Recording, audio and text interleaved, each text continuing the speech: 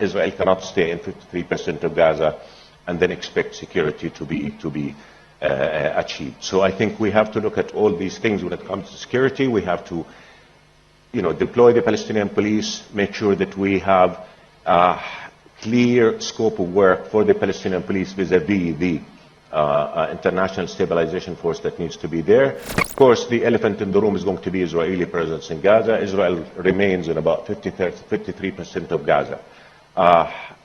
It is just, and again, I'm speaking here from the point of view of being practical, of trying to increase the workability of the plans that we have on the ground right now.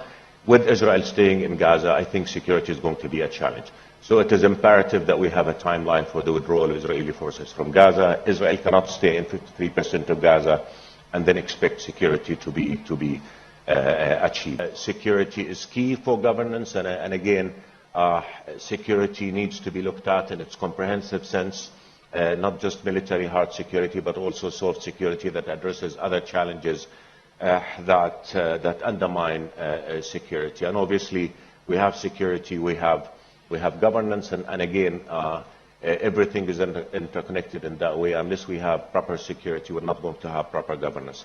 And I think no place in the world offers that many challenges related to all those issues than our part of the world, than our region. We continue to suffer tremendous security challenges. The crisis in the region continue to have a global impact, and the absence of security is definitely impacting our ability to put in place governance structures that could yield the results of ensuring stability and peace and prosperity for the region, and ultimately the consequences of that for the world at large.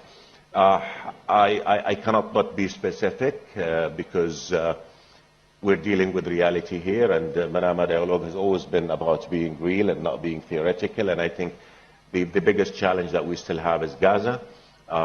Thankfully, we finally have a ceasefire, and it took for President Trump himself to interfere and make sure that we get to a ceasefire.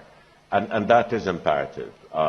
We have as a priority now to make sure that that ceasefire is stabilized, that it's not broken, and that the agreement that produced the ceasefire is committed to in all its components. When we started approaching the final days leading to the ceasefire, I think the priority for all of us was to end the bloodshed, because the continuation of the killing, of the massacre, was not going to yield anything but more destruction, more killing, more hatred, more dehumanization. The humanitarian catastrophe that was deepening in Gaza was starting to have even a larger impact. People were starving, children were dying from the lack of baby formula, from food, and the impact was, really becoming more intolerable for all of us. So I think the priority was to get the ceasefire, stop the starvation, allow for aid to come in conditions that would have been definitely, inevitably conducive to displacement of Palestinians, and then talk another day for the politics. So the real work begins now. How do we ensure security? Back to our... And unless we have security, we're not going to be able to move forward. We're not going to be able to have governance. So ensuring security for both, for Palestinians, for Israelis, is the key next step that we must all work towards. And we're all in the Arab Muslim group, along with our partners in Europe, and also along with the United States. And again, the proposal by President Trump that opened the door for ending the catastrophe and moving forward towards a better future is the thing on which we all are focused. How do we translate that proposal into action, into plans, into steps, into measures that guarantee the security and for all, for both for Israelis and for Palestinians? So I think it is imperative that we have a Palestinian police that is in charge of the security of the Palestinians. That needs to be supported by an international stabilization force. We all agree on that. But we all agree that in order for that stabilization force to be able to be effective in getting the job done, it has to have a Security Council mandate so that other countries can come in, and so that we really work out the details of the interfacing between the international force and the Palestinian force, which again must be in charge of security of the Palestinians, and that international stabilization force could do a major work in deconfliction and also in helping the Palestinian police. And we in Jordan, along with our brothers in Egypt, have said repeatedly that we're willing and ready and able to train Palestinian police and deploy that force. Of course, the elephant in the room is going to be Israeli presence in Gaza. Israel remains in about 53% of Gaza. It is just, and again, I'm speaking here from the point of view of being practical, of trying to increase the workability of the plans that we have on the ground right now. With Israel staying in Gaza, I think security is going to be a challenge. So it is imperative that we have a timeline for the withdrawal of Israeli forces from Gaza. Israel cannot stay in 53% of Gaza and then expect security to be achieved. So I think we have to look at all these things when it comes to security. We have to, deploy the Palestinian police, make sure that we have a clear scope of work for the Palestinian police vis-a-vis the international stabilization force that needs to be there, and work out a mechanism for dealing with the Israeli troops that are still in Gaza, and we all know that it's going to have to be a process to get them out. And I think it is imperative that we also have a deconfliction mechanism so that we don't have that confusion and we don't have security challenges being dealt with Israeli forces over the heads of the Palestinian police, which is going to create a problem. So how do we create a mechanism for deconfliction is something that I think we're going to have to address in order for us to be able to ensure that whatever security arrangements we put on the ground are going to be workable and are going to achieve their goal of stopping the bloodshed and not allowing for the conflict to re-erupt. And of course, it comes to governance. Once we have security, we're going to have to look at governance. And I think it is also imperative that Palestinians are ruled by Palestinians. I think, with all due respect, it's not going to work to bring people from outside the region to rule Gaza. And that's why I think the discussion now is on a Palestinian apolitical technocratic commission that somehow has to be linked to the PA, because we have to make sure that Gaza remains part of the occupied Palestinian territory, because all of us in the world agree that the two-state solution is the only path to the just and lasting peace that we all want. And I think in order for that two-state solution to be realized, Gaza and the West Bank must remain an integral part of each other and must be the ground on which the Palestinian state will have to eventually emerge as the condition for just and lasting peace that we all want.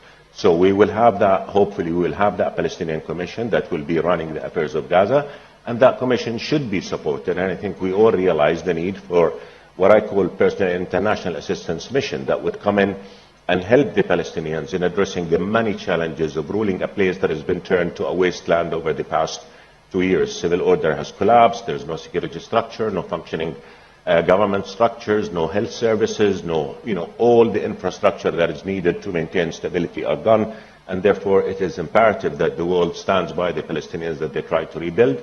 And I think, again, if we get that international assistance mission with clear mandate as, to help the Palestinians not only in planning but also in capacity building, instituting building, I think that is also something that we have to look at. And of course, getting aid is a must. Gaza must be flooded with aid. After all this, the suffering the past 2 years, it is incomprehensible that aid should be a problem right now. The whole world is ready to send aid to Gaza, and I think Israel needs to lift obstacles against the entry of aid and against the ability of the UN organizations and other humanitarians to be able to do their job and to deliver the aid in Gaza. So if we do that, I think we'll be stabilizing for now, and then ultimately, of course, the big question is how do we create a political horizon that will restore hope, that will restore faith in the viability of peace, and convince people after 2 years during which, as I said, hatred, dehumanization have dug so many deep roots. Only if we restore hope, only if we restore faith in the viability of the peace process, that would deliver a future of peace that will guarantee the rights of the Palestinians and will also guarantee the right of Israel to security and acceptance. That is the only way we can move forward, and that's the only way in which we can ensure security, in which we can ensure governance, and ensure that the world at large is not going to be once again affected by what's going to happen in our part of the world, and that the conflict will not erupt. Of course, key to the stabilization of Gaza is the West Bank. Because whatever we do in Gaza, if the West Bank erupts, that's going to be undermined. And therefore, it is also a must that we all come together and make sure that we prevent any actions that is going to lead to the eruption of violence or destabilization on the West Bank. And it is clear that unilateral measures that undermine the two-state solution must be stopped. You cannot speak of a future of peace and security if people lose hope, and if settlements continue to grow at the pace that we see. If the West Bank is annexed, then that is going to be the last nail in the coffin of all our aspirations for peace. And I think it was extremely important that President Trump was unequivocal when he said he will not allow the annexation of the West Bank. And that's something for which we're grateful, because that is a statement that President Trump is protecting the peace that must be the future of this region. Because if the West Bank is annexed, then there is no peace to talk about. So I think with the President coming on so strongly, so unequivocally, saying the West Bank cannot be annexed, I think that's a statement also that could be interpreted to mean that the President will protect the prospects of peace that are essential for our region and for the world at large. So I think the real work, the real hard work begins now when it comes to Gaza and the Palestinian issue. We have the ceasefire, as I said, must be protected, but now all of us need to come together with ideas to see how we can move forward, stabilize, but also move towards a better future. And here I must emphasize also the role of Europe. I've got European colleagues here on the panel, and I think the role of Europe is key. Europe has traditionally been the largest donor to the Palestinian issue. We're going to need them in the reconstruction process of Gaza, which is going to be enormously expensive. And I think Europe's role is important, not just in terms of providing the funds, but I think Europe should also have a seat on the table in our discussion, along with the region, along with the US and other global partners, in trying to work out a future that's going to be a future of peace and stability for the Palestinians. I move to another regional hotspot, which is Syria. I think Syria has been a good success story thus far. Syria must succeed. We must do everything we can to help the Syrian government in its efforts to rebuild Syria on grounds that guarantee its security, territorial integrity, safety of its people, and representation of all its people. Because if Syria, God forbid, falls into chaos, everybody's going to suffer. And the global consequences of Syria falling into chaos are going to be extremely enormous in terms of terrorism, drugs, migration, and all of that. So stabilizing Syria is a key. We've got a government that took over Syria after 14 years of chaos. They're doing everything they can to rebuild, and I think they deserve our support, full support in helping them overcome the challenges that they face, with a view, again, to rebuilding the country on grounds that restore hope to the Syrian people that their future is not going to be fraught with the despair and anger and oppression that marked their recent history. And again, Israeli meddling in Syria is something that has got to stop. The Syrian government is unequivocally saying it wants to focus on rebuilding its country.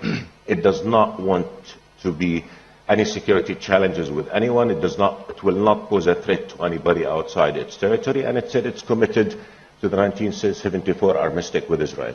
And it said it's willing to respect whatever legitimate security guarantees that Israel has in Syria. Against this backdrop, it is just unacceptable that Israel continues to meddle in Syrian affairs, occupying Syrian land and meddling in Syrian domestic issues, thus destabilizing the country. So that is something that I believe is of great consequence, and I think all of us in the region and beyond have an interest in Syria succeeding.